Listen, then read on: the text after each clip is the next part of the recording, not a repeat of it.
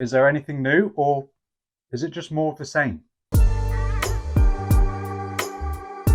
I'm not quite sure where the Honor X7b sits in Honor's lineup.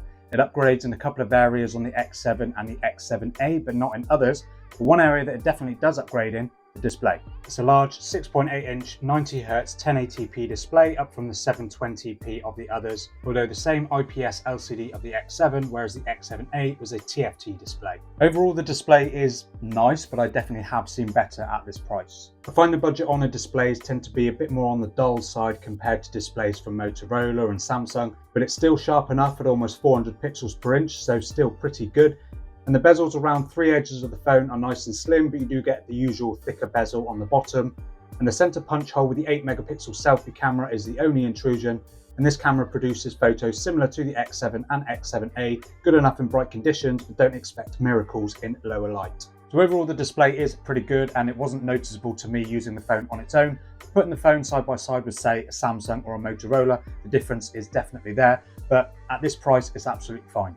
The rest of the design is typical in this price range and a similar design to the more premium Honor 70 and Honor 90.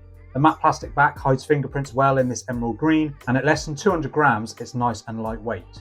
Performance hasn't seen an upgrade over the regular X7. It uses the same Snapdragon 680 4G processor, but that is a pretty decent upgrade over the very slow MediaTek G37 found in the X7a. And Honor have released a 5G version of this X7b, similar in every single spec, except the Snapdragon 680 has been swapped for a MediaTek Dimensity 6020, but everything else is the same.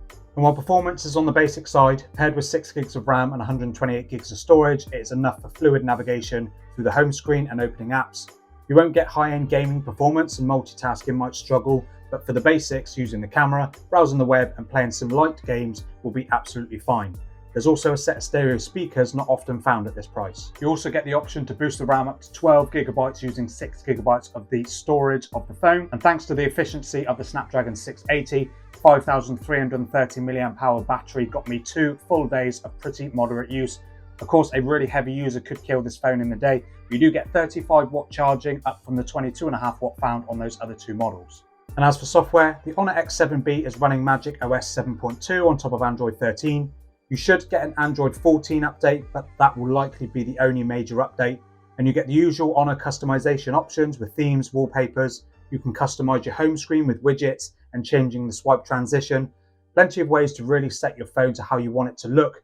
There's a few preloaded apps such as Booking.com and Trip.com, a couple of games, and Honor's own mail and notes app. But of course, most of these can be deleted if you don't want them on the phone. And last but not least, let's talk about those cameras.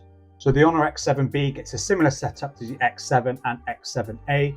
The X7b loses the 2 megapixel depth camera but sports the same 2 megapixel macro and 5 megapixel ultra-wide cameras, but the main has been upgraded to a high resolution 108 megapixel camera at f1.8.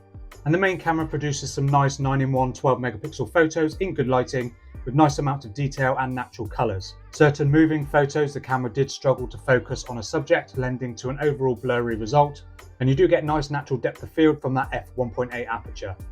The ultra-wide is as disappointing as I remember. 5 megapixels will only get you so far, and in the X7b's case this isn't much. Detail is lacking even in good conditions, and on the smaller screen of the phone they look okay, but as soon as they're on a big screen, noise is everywhere. You'd be better off shooting a panorama photo from the main camera, which of course stitches together high resolution images for a better overall result. And the only plus side from the ultra-wide camera is the natural colour is very similar to the main camera. And video tops out at 1080p at 30 FPS from that main camera and the selfie camera. But here are a few photos and video samples from the X7b. Let me know what you think.